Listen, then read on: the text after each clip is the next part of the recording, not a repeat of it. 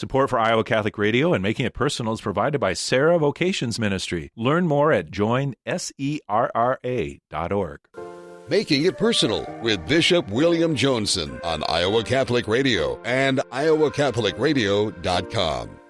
Welcome to Making It Personal with Bishop Joensen. I'm Jeanne Thill, and on today's show, we're visiting with Shelley Jerke. She is the manager of the Sobering Center at St. Vincent de Paul. And a week, and Advent presents us with so many wonderful feasts. The Marian feast, obviously, yes, with the Immaculate Conception, and then Our Lady of Guadalupe is coming up. Yeah. And and we're going to be approaching the 5th centenary of that in the 2030s. So that's a really important event, and our parishes celebrate in style on the pilgrimage from Our Lady of the Americas to St. Ambrose, the midnight mass. I was going to say, they do that at midnight, don't they? At midnight, yeah. So for some of us, that's a little bit late, but past my bedtime. Exactly, yeah. But I look forward to celebrating 3 times at the 11 a.m. masses at St. Ambrose this month. So kind of with the home folks there in a way. And on this Sunday, the 3rd Sunday of Advent, we'll celebrate 11 a.m. We'll do that also on Christmas Day, and many of the immigrant community will be present at 11 a.m. And then, of course, as I've mentioned on our previous show, the closing Mass of the Jubilee on Sunday the 28th at 11 a.m. Invited all present to participate in that. So that would be a wonderful time to gather for all things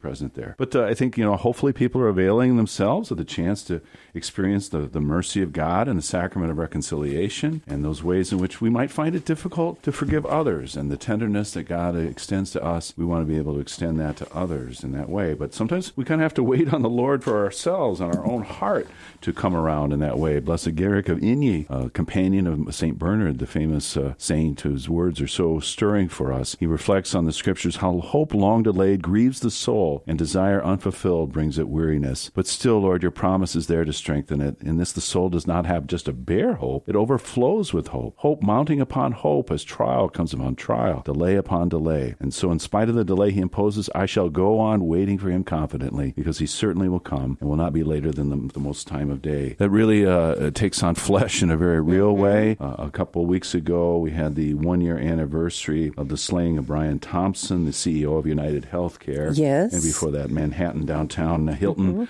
Hotel, early in the hours of the morning. Certainly seems that it's not over judging to say that likely Luigi Mangione was the perpetrator of that horrendous crime. And so Paulette Reves of St. Ambrose Parish, Brian was her son-in-law, good friends of yours, yes. And both of you lecture at Mass and bring the Word alive. Well, she brought the Word alive to me in a special way when I asked her, Paulette, where are you in terms of your own grieving, your own anger, other emotions, and perhaps the desire to forgive? I wasn't trying to guilt her in any way, but just to hear this holy woman. And so she reflected a little bit and then wrote me a little note that she gave me permission to share. Her hope: I hope I'm not in trouble since I've not yet forgiven the murder of Brian. You're not in trouble, Paulette. I'm sure the Lord is with you in all of this. I wish him no harm and will forgive. I will get there. I will get there. It'll take some time. Yeah. But that stalwart hope to believe, I know where God will work in me, that gives me that freedom to forgive. And that'll be at the appointed time, that we maybe know neither the day nor the hour in so many ways. And so that's waiting on the Lord, as we might do as we come forward in all that we're about.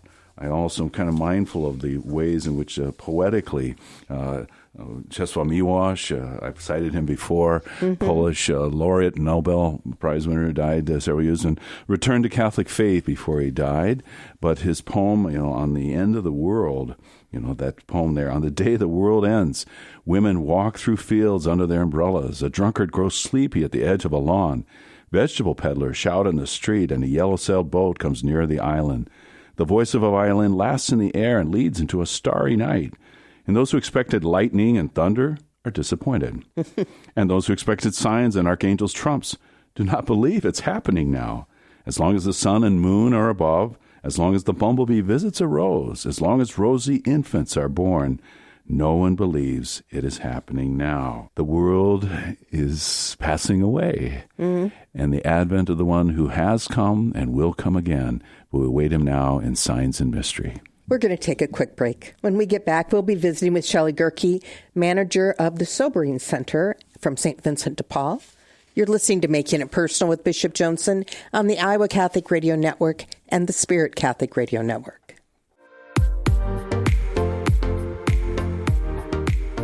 Welcome back to Making It Personal with Bishop Joensen. On today's show, we're visiting with Shelley Jerke, the manager at the Sobering Center at St. Vincent de Paul. And I'm really looking forward, Shelley. We were hoping to have you earlier, but now you're here, and we're wonderful to have this conversation with you and to hear about this initiative that maybe is kind of taking a more novel approach to some of the interventions with some of the folks in our community who are hurting a little bit too. And, of course, bringing the mission and charism of St. Vincent de Paul. So welcome to Making It Personal. Yes. And so just kind of getting more some of the deep background before we get into some of the details about the mission of the Sobering Center. Were you an Iowan, Central Iowan by birth, or was this something you've come to the Des Moines area? Well, thank you for having me, first of all. Yes, I've always lived in Iowa. My hometown is Gladbrook. Oh, yes. Are you familiar with Gladbrook? Okay. Very small town up by Marshalltown, and just kind of life brought me to the... There's a good restaurant that was on the way to Gladbrook. Yes, there is. It kind of brought me to the metro area. Okay, good. And felt the stirrings to kind of be in healthcare early on, or is that something you gravitated to? I have always wanted to be in healthcare. However, when you are a parent, you raise your children first. And so I did in-home daycare for a while. I did it not once, but twice. And so I went to school late in life to get a certified medical assistant. And so I've been doing this for about 20 years. And God bless you. Wow, 20 years, a whole generation of people you've served. And a little bit of background in healthcare administration, I understand, from our offline talk. Yeah. I do have a bachelor's degree. Was that before the children or after the children? That was after the children. So I've had it for 9 years now. Okay. So everything's late in life with me. To have someone credentialed and then to step forward and to put your name in as well. And a woman who's committed to the Lutheran faith. And so your charism is a baptized Christian, and bringing that to light as your vocational kind of the path unfolds in a beautiful way. So St. Vincent de Paul, obviously the mission of that holy saint who particular heart for the poor, founded the Congregation of the Mission in Paris. Some of our French pilgrims were able to see that in September and to offer our respects. And, of course, Louise de Marillac and social work, and then how that whole mission unfolded in a powerful way. But I think, he would be beaming in heaven as he sees now this initiative of the Sobering Center, which, we think of thrift stores with St. Vincent de Paul. We think of meeting the kind of immediate short-term needs that people have for food and other needs of the body. But this is something that's also touching a deep-seated human need as people, I think we don't want, Pope Francis cautioned us that worse than any kind of bodily hunger would be to have an empty soul. And people who, God creates us with this great aspiration for union with Him and friendship with others. And so there's that ache inside of us that we can sometimes try to fill with other things that we might have. So how did St. Vincent get involved in this Sobering Center? And, of course, a lot of this had already been planned and executed when you came on board. But to the extent that you can give our listeners some context. Yeah, so I have been employed with St. Vincent. It's been a year in July. So I did come on board towards the end of all of this. How it kind of happened to where this kind of led me to this direction is I was at a grocery store, and one of my former employees reached out to me. She goes, "Hey, are you looking for something new in life?" And I'm like, "Oh, not really. I just kind of switched to a new job." She goes, "No." She goes, you really need to look at it. You would be fantastic at it." I'm like, "Okay." So I looked at it. I'm like, "I don't think I check off all the boxes." She goes, "No." She goes, "Just apply for it. You will be great." And so here I am today. And your friend was not affiliated with St. Vincent, or he was? So she's a community partner with St. Vincent de Paul. Okay. All right. Wonderful. So was the Sobering Center open when you started a year ago in July? No, they were just getting the final touches. I was going to say, because it hasn't been open that long. We've been open for exactly 1 year in November. Okay. Congratulations. First anniversary. Yeah, tremendous.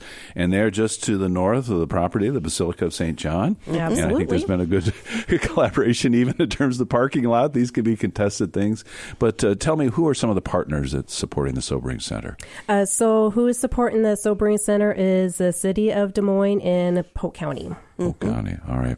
And so St. Vincent is more the spiritual partner, or some financial commitments as well?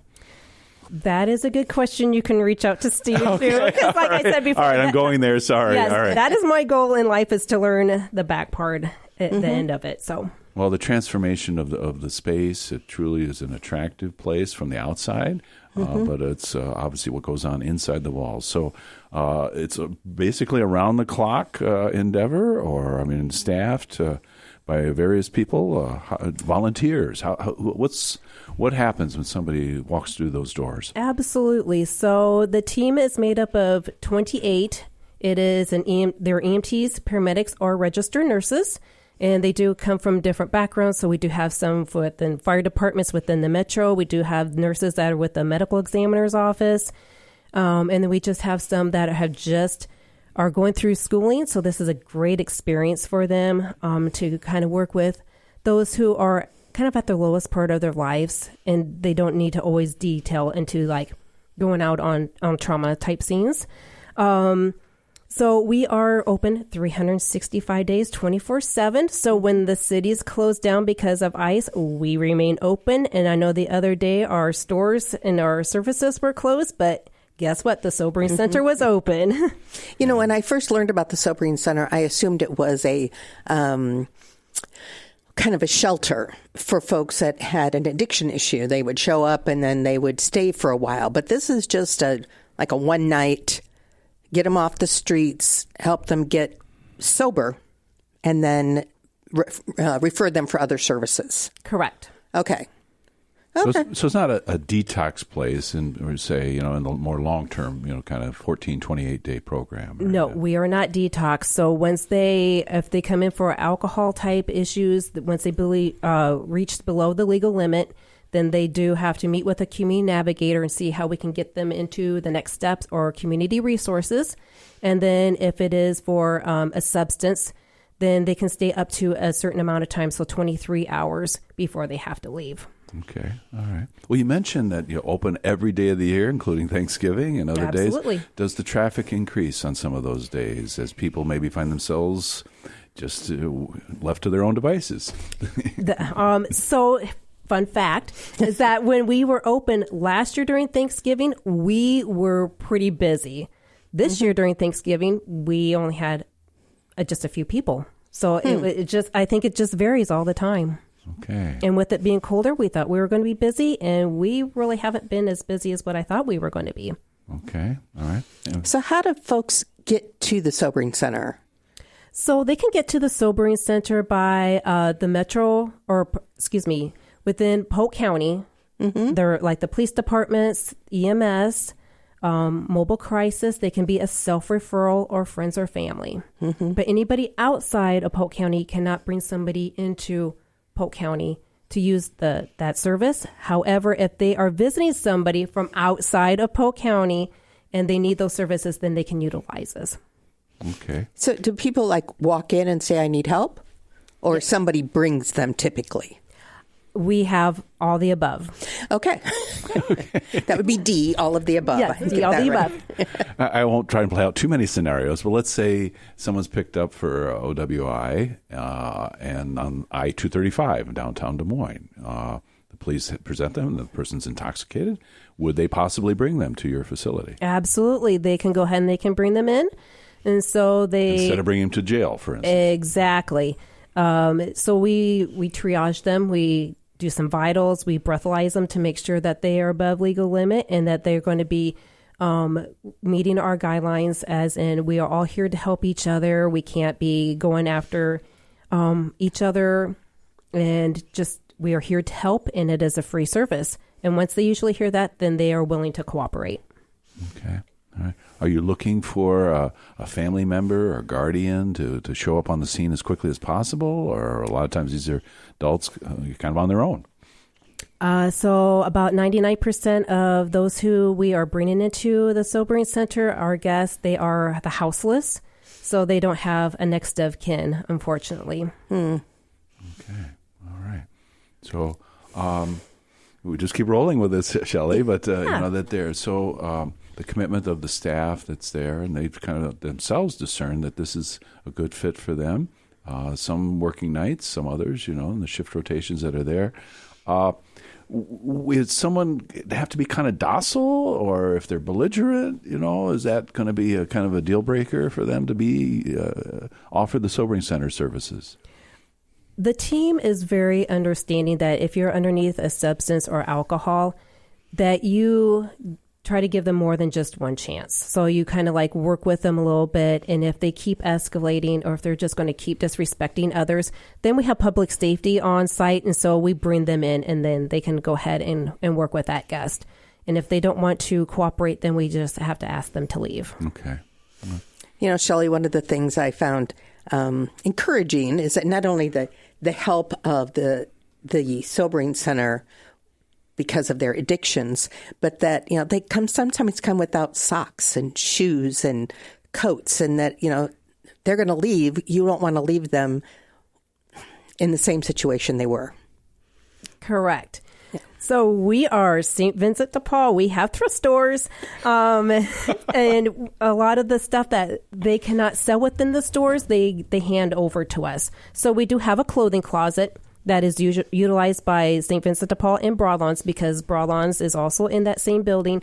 And we do have shoes, very hit and miss sizes, and we do have clothing, not necessarily winter coats because they do take up a lot of space, but we do have some on hand in like coats and gloves, pants, and sweatshirts. So you don't want people dropping things off at the sobering center if they're going to make a donation of items. Go to St. Vincent de Paul? No, please bring them to us. Please bring them listeners, to us. pay attention. And that address again for the sobering center? It's 1914 Carpenter Avenue. Okay, and again, right near the Basilica of St. John. Correct. Yeah, and many other landmarks in that area, but as well. So those kind of items, and you say public safety is available, the present to them, and it's not just alcohol, but any substance. So if someone's hallucinating, how are they, able to? Would you also have them as part of your intake? Correct. Yep. They would be part of our intake. I do want to let you know real quick that we have been open for 1 year. We have served 1,305 guests that have walked through our door. We have saved Polk County Jail over $75,000. We have saved our emergency departments over $3.2 million. And we have saved our police departments over 35,000 hours by dropping them off to us. We'll absorb those numbers, and we might even repeat some of them when we come back. Yeah.